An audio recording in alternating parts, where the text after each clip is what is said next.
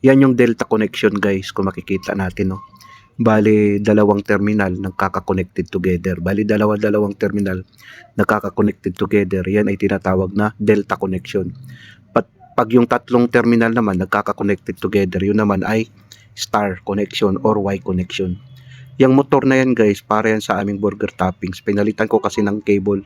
Yan na yung lumang cable niya, hindi kasi rubberized. Kaya pinalitan natin ng bagong cable. Ang bagong cable na pinalit ko guys, yan ay rubberized.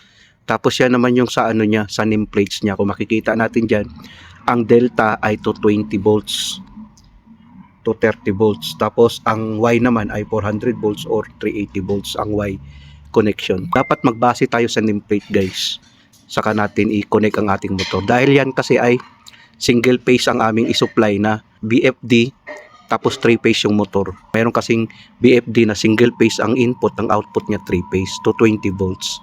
Yan ang motor na yan guys. Para yan sa aming burger toppings machine. Yung machine na yan na ina-assemble namin.